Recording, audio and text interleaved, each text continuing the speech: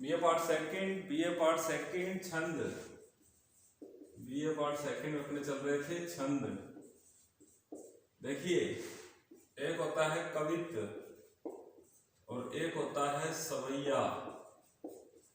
कवित्व और सवैया के बहुत भेद हैं, लेकिन हम बात करेंगे कवित्व की। तो इसके अंदर 31 से 33 तक वर्ण होते हैं और इसके अंदर 22 से 26 तक वर्ण होते हैं। अगर 31 से 33 तक वर्ण आ जाए तो वो होगा कवित्व, और 22 से 26 तक वर्ण आ जाए तो वो होगा सवैया।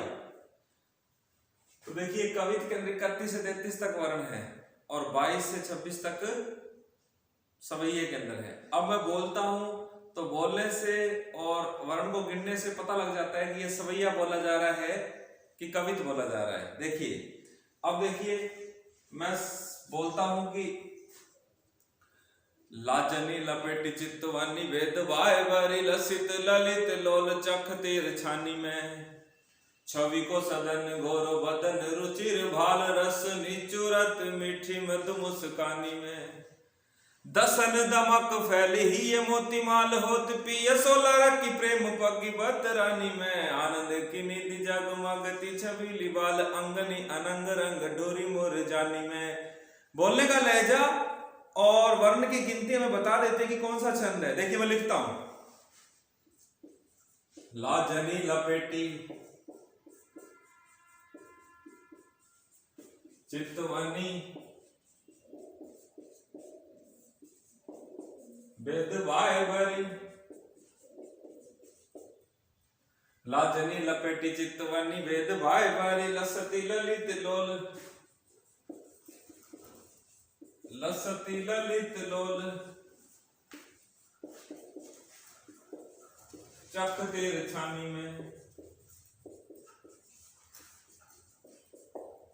अब देखिए, 1 2 3 4 5 6 7 8 9 10 11 12 13 14 15 16 17 18 19 20 21 22 23 24 25 26 27 28 29 30 31।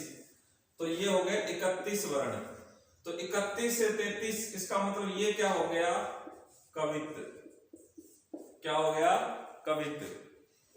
अब मैं बोलता हूं, फिर लिखता हूं, पता लग जाएगा। मानुष हो तो वही रस खानी, बसो ब्रज गोकुल गांव के ग्वारन। अब देखिए, मानुष हो तो वही रस खानी, बसो ब्रज गोकुल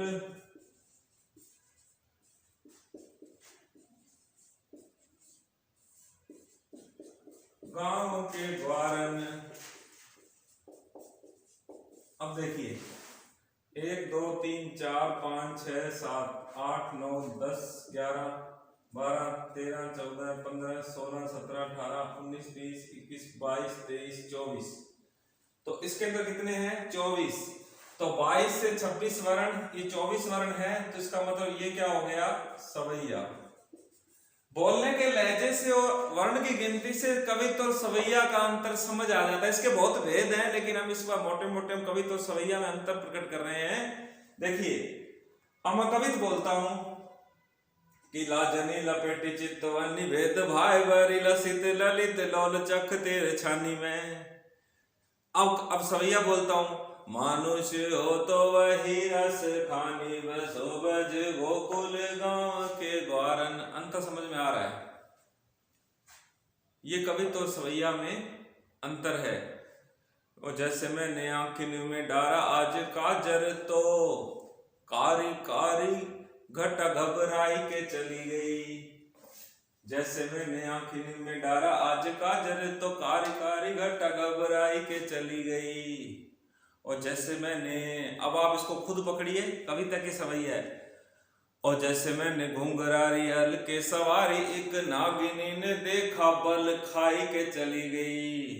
और जैसे ली अंगड़ाई परोस की कुंवारी छोरी, अरे दांतुन में अंगूरी दबाई के चली गई।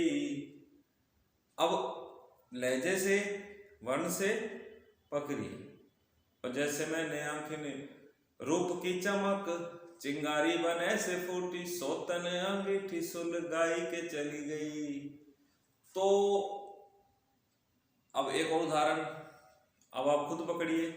हिन भय जल मीन अधीन, कहाँ कछु मो अकुलानी समाने।